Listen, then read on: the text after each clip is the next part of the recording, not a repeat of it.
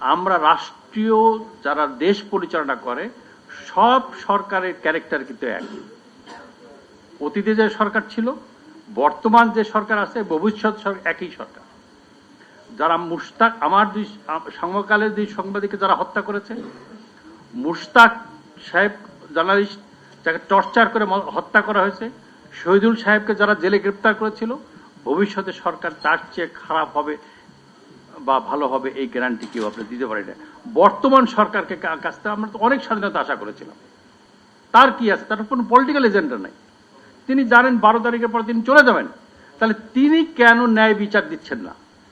তিনি কেন নিরীহ লোককে জেলের মধ্যে পুষে রাখছেন এবং তাদের কোনো বেল দিচ্ছেন না? যারা এই বর্তমান আইনমন্ত্রী নিয়ে অনেক লেখা হয়েছে যে আপনি জুডিশিয়ারি ইন্ডিপেন্ডেন্সের জন্য অনেক লেখা লিখেছেন, আজকে আপনি জুডিশিয়ারির হাত টুটি চিপে ধরছেন। উনি কোনো জায়গায় কয়েকজন জাজ ভালো বেল দিচ্ছিল, জাজ সাহেব নিজে আমাকে বলেছেন যে লোকটা মাসের পর মাস জেলে আছে, তার এগেনিস্টে কোনো স্পেসিফিক এলিগেশন নাই, এফআইআর এ তার নাম নাই, আমি তাকে বেল দিয়েছি। তারপরের দিন আমাকে বেঞ্চ চেঞ্জ করে দিয়েছে।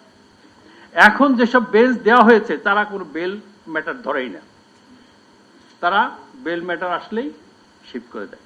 তাহলে এটি কি ন্যায় বিচার হলো? কয়েকজন নিরীহ লোককে বাড়ির থেকে ধরে নিয়ে আসা হয়েছে, পুলিশ হিউজ অ্যামাউন্ট ডিমান্ড করছে, কেউ যে দিতে পারছে সে রিলিজ, থানার থেকে রিলিজ হয়ে যাচ্ছে, যে দিতে পারছে না তাকে জেলে দেওয়া হচ্ছে। এ গ্রেড ক্লিংকারের কনফিডেন্স সিমেন্ট, বাংলাদেশের হৃদয় জুড়ে। যে ভাই তার নামে সে এক সময় আওয়ামী লীগ করতো 20 বছর আগে, এখন সে কোনো দল করে না, বা 10 বছর আগে করতো, তার নামে কোনো স্পেসিফিক এলিগেশন নাই, আপনার পুলিশ তাকে ধরে নিয়ে আসতেছে। তো ভাই আপনি কিছু, ভাই just he replied, he is good friend of mind, he replied me, ভাই এটা নিয়ে কিন্তু আপনি কথা বলেন না, এরাই ভেজালটা করে মিছিল টিছিল করতেছে, আর আপনি যদি এটা নিয়ে কথা বলেন আপনি কিন্তু বিপদে পড়বেন। That is reply. তাহলে এই আপনার এই গভর্নমেন্ট, ইন্ডিপেন্ডেন্ট গভর্নমেন্ট, সে জানে 12 তারিখের পরে থাকবে না, তাহলে তার ভয়টা কোথায়? তাহলে সে কেন বিচার ব্যবস্থাকে এইরূপ পঙ্গু করে রেখেছে? তাহলে আমরা ভবিষ্যৎ যে ইলেকটেড গভর্নমেন্ট আসবে তার কাছ থেকে আশা করতে পারি? আমি একজন নেতাকে বললাম যে, আমি সরি আমি নিজেই টাইম নিতে চাইনি, কিন্তু না বললে you will not be clear. আমি একজন নেতাকে বললাম যে এই লোককে যে আপনি এমপি নমিনেশন দিলেন তার তো কোনো আয় নাই, সে নিজে চলতে পারে না, তা সে এলাকার কনস্টিটিউয়েন্সি কিভাবে চালাবে? ডেইলি প্রতি লোক, অনেক লোক আসবে তার কাছে চাকরির জন্য, সাহায্যের জন্য, হসপিটালে রুগী আসছে তার কাছে, এমপি সাহেবের কাছে জন্য আসবে, ফ্রম হোয়ার সে এই তার সাহায্য করবে? তার আয়ের উৎস কি? তিনি কোনো উত্তর দিতে পারেননি। এরকম অনেক এমপি আসবেন, ইলেক্টেড হয়ে আসবেন, এসে যে টাকা তারা খরচ করছেন সে টাকা তো তারা রিকভারি করার চেষ্টা করবেন, যখনই পত্রিকা লিখবে তখনই তো আপনি খারাপ হয়ে যাবেন। মাহবুবুর রহমান সাহেব কি করেছিলেন? উনি বলেছিলেন যে এটা আমার সঠিক হয় নাই, ভুল স্বীকার করেছিলেন। 170টা না 84টা মামলা হলো সারা বাংলাদেশে।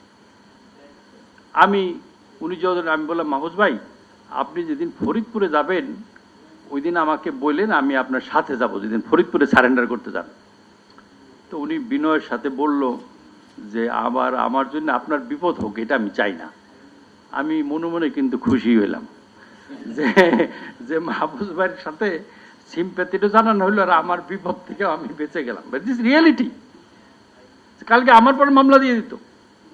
আপনি দেখেন আমার সাংবাদিক এই যখন সুরেন্দ্র সিনহা সাহেব চিফ জাস্টিস, তাকে জোর করে বের করে দেওয়া হবে, কয়েকটা পত্রিকার সাথে আমরা আলাপ করলাম যে আমরা will uphold, will continue, will protest, যে একজন চিফ জাস্টিসকে এইভাবে ইচ্ছে করলে ফেলে দেওয়া হয় না।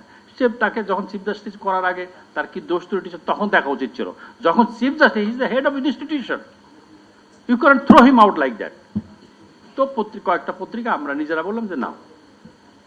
তো এখন আমাদের একজন জার্নালিস্ট সে গোয়েন্দা সংস্থা রিপোর্ট দেয় ওই সুরেন্দ্র সিনহার সাহেবের বিপক্ষে। তো এখন আমার কাছে জিজ্ঞাসা করে এটা কি পাবলিশ করব, আমি বলছি যে এটা ফেলে দেন। এইরকম ভাবে আমাকে একটা ট্রাফে ফেরানো হয়েছে।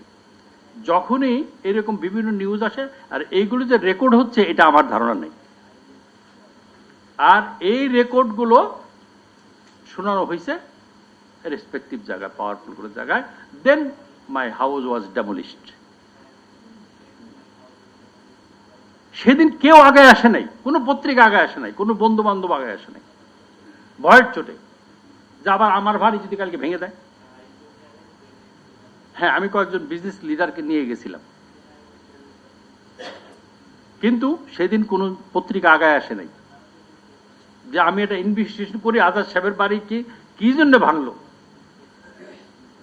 কি কারণে ভাঙলো, সেদিন কোনো মিডিয়া আগায় আসে নাই। আজাদ সাহেবের বাড়ি ভাঙছে, বিরাট ফলা করে নিউজ হয়েছে, কিন্তু কেন ভাঙলো, এই অন্যায়টা কেন করা হয়নি।